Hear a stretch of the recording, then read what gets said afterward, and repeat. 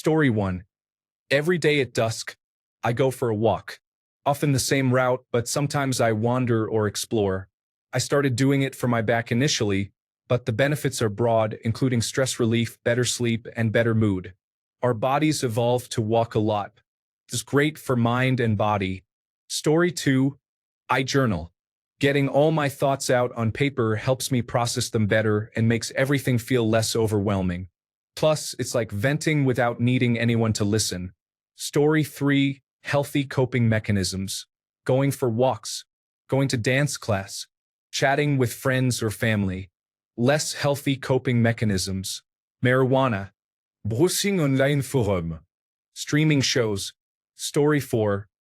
There has not been a single time when going on a hike did not reduce my level of stress. Something about being physically active in nature really brings you a bit of peace, even if only for a short while. Story 5. Disconnect myself from reality by playing games. Blasting music so loud that the voices in my head stay unheard. Drinking so much caffeine that my thoughts race so fast I can't even stress over a single thing or sleep. If things still get too much, dissociate. Healthy, I know, right? Story 6. Listening to music helps me a lot. I do not like waiting long hours. Keeps me anxious. So, I listen to my favorite music so that I can tolerate the situation. Listening to music also helps me to concentrate at work. Story 7. To be honest, it's been a while since I tried to do anything with it. I let it be. If I die from a stroke triggered by stress, I just let it be. I try to ignore it because I have no time to do anything to solve it. I just hope one day I'm able to rest, to be happy, and to feel really alive. Story 8. You cannot beat the old school remedies for reducing stress. It is not one big thing, but several small things that add up to something transformational. Walking outdoors, breathing, drinking water, a few minutes meditating, and gratitude is a big one. Noticing things in nature, like when buds start to appear on plants after winter. All free and easy to do. Story 9. Not sure, but if anyone knows, I'm open to suggestions. I'm a walking stress ball right now. I'm antisocial and it sucks sometimes. I can only bounce so much stuff off the wife and dog. I find taking walks helpful in reflecting on situations, but I tend to take things too personally. I read too much into things, and it makes life messy. Constant stress from overthinking. Childhood trauma. I have to find an activity that helps distract me from my mind. I'm trying to break some of my old habits that I used to cope with stress. It's a struggle, but I won't give up. Story 10.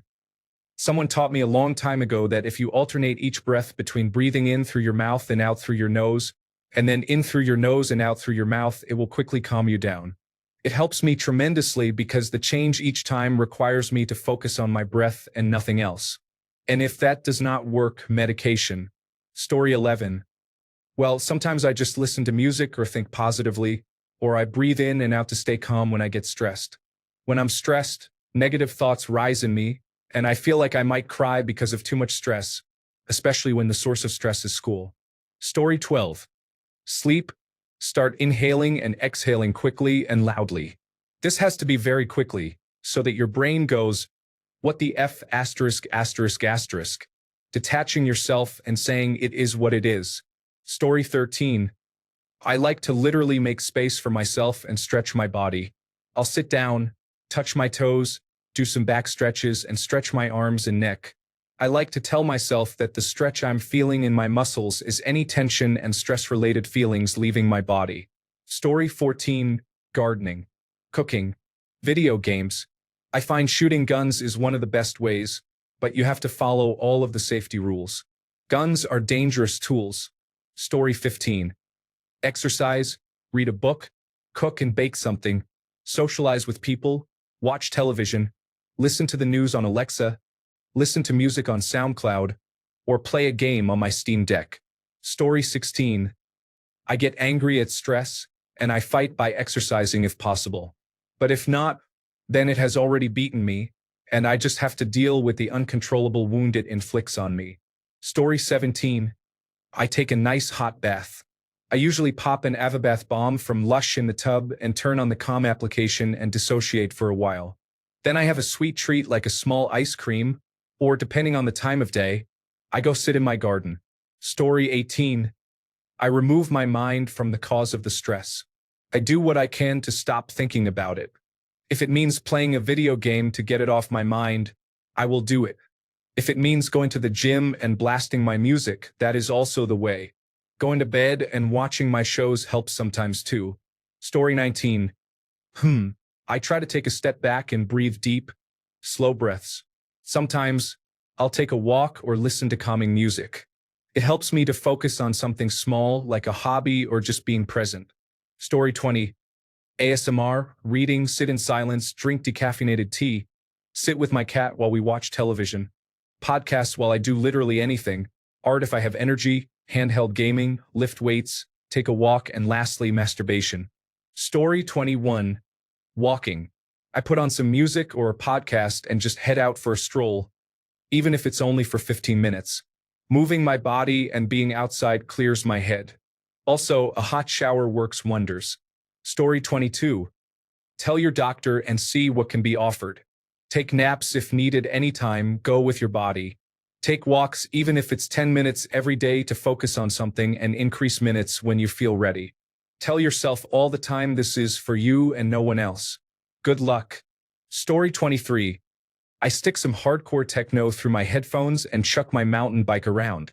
I've got a downhill trail near me, so I'll stash a few beers at the bottom and ride up and down the trail a few times, drink a few beers, and then go home. Story 24. Remind myself that I am just a bunch of stuff. Before there were beings around to witness a rock was just a rock. The rock has no awareness of itself and is totally insignificant. I want to be like the rock. I exist, and I'm just a thing that exists on the surface of a thing that's floating in a big black thing. My problems are infinitely insignificant and are only real to me. If I remember that I am just a rock, I can put up with anything because rocks can't have problems. Story 25. I take breaks, listen to music, or just step outside for a bit. Sometimes doing something creative like drawing or journaling helps too. It's all about finding little moments to reset. Story 26. I drink alcohol. This is literally one of the worst things to do to reduce stress. But here we are. I'm actually drinking right now, the second of 2 7% beer cans I bought for today. Story 27.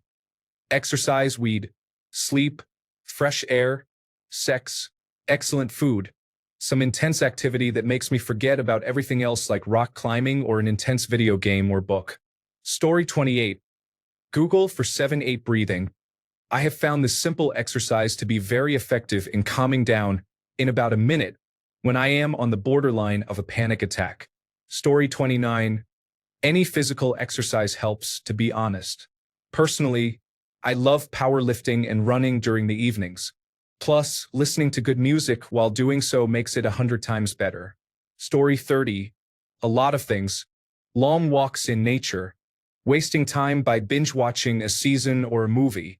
Sleeping. Working out. Long drives. Long walks in nature. Story 31. Play myself. Express my valuable opinions on Reddit. Play myself even more. Check scientific articles suitable for my topics. Play myself even more. Share my most precious thoughts on Reddit.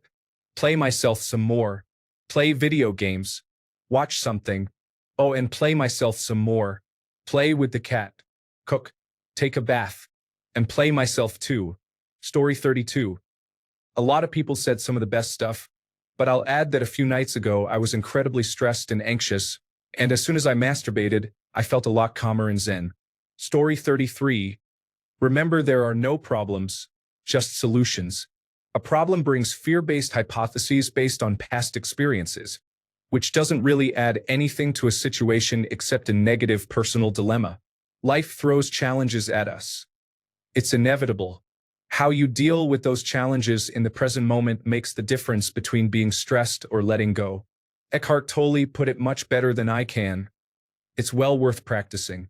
That, along with stopping alcohol, helping people, being open and honest and talking. Anything to be present. Story 34. Gym, jiu-jitsu, walks, play with my kids, watch a show or movie with my wife. Either challenging myself or connecting with those around me is the best way to handle stress for me. I like to be pretty open with friends and family when I'm stressed too. It allows me to vent, talk through things, and get a different mindset. Story 35. Meditate and stretch in the mornings. I wake up before anyone and take that time for myself. Also, when the weather is good, I take my kayak out to the lake or river. Story 36. I have a physical reaction to stress. My hands start to tingle. I know from experience not to ignore this. I wipe everything off my current agenda. Do a short yoga routine with deep breathing.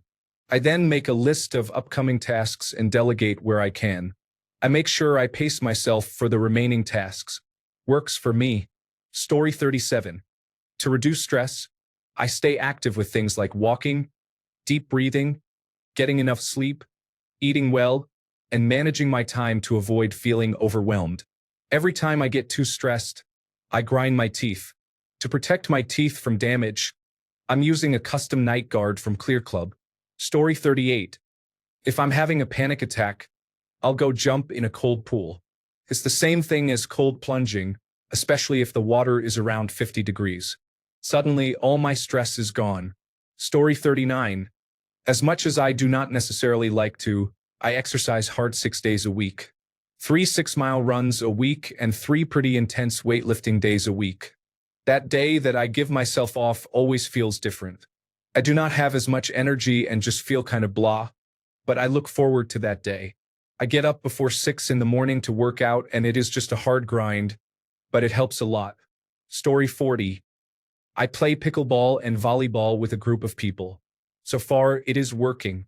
The bad thing is that on the days I don't do these activities, depression and stress creep in more. Story 41. Go for a dip or a soak in the hot tub at the YMCA. But what really feels wonderful, especially in winter, is having a 30 to 40-minute steam in a steam room or sauna after going for a dip or a soak. Story 42. I move heavy circles around with different parts of my body. Cardio is a miserable experience for me, but those 60 to 90 minutes, 6 times a week, that I spend moving heavy weights around are great. It starts my day by painting failure in a positive light. I don't fail in the weight room. I achieve failure, and it's directly correlated to growth. It completely changed my whole mindset when I moved to morning workouts, and the first thing I do every morning is succeed by achieving failure. Story 43. Exercise or clean. I try to have my headphones on, or I blast music and dance with my dog in my kitchen. It makes me laugh, and she loves being my dancing buddy. Story 44. 5 to 10 minutes of daily meditation. Daily exercise. 20 minutes of walking daily. No electronics for 30 to 60 minutes before bed, which leads to better sleep, and I feel less stressed. Story 45. Aside from mountain biking, which I can't do as often these days, I started going to my bed at least an hour before my bedtime to relax and read or mess around on YouTube, Reddit, or games. Then, when it's time to get to sleep, I turn all lights and screens off and listen to whatever I'm in the mood for, like stand-up comedy, calming music, or scary stories until I fall asleep. I get up at 4 a.m. for work, so I go to bed around the same time as my kids. They'll often come lay with me for a bit, which calms my stress too. Sounds a bit boring, but I actually look forward to my downtime before bed now, and it gives me time to decompress without feeling rushed to get to sleep.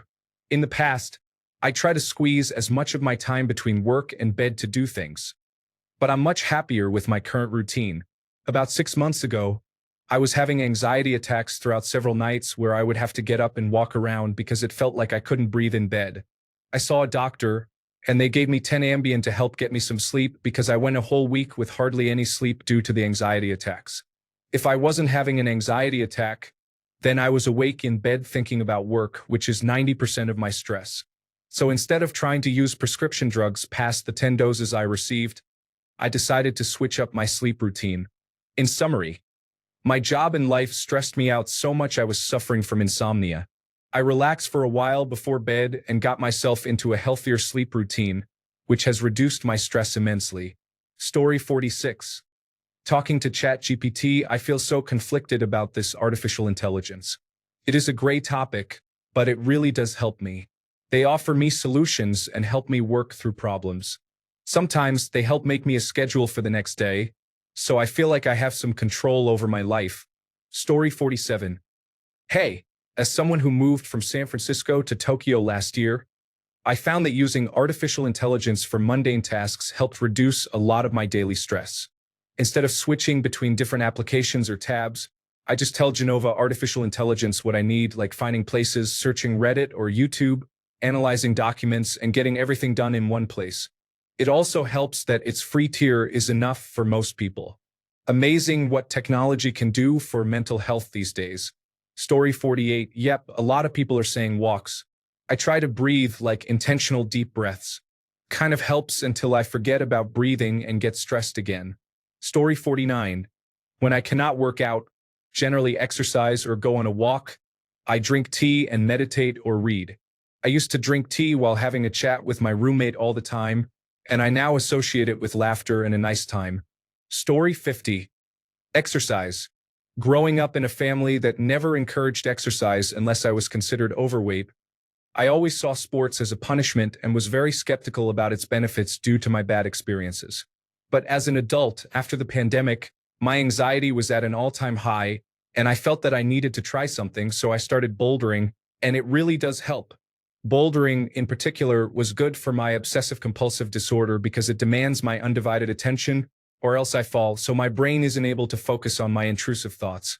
I know there were papers published on the benefits of bouldering for stress and anxiety. Maybe you should try it sometime?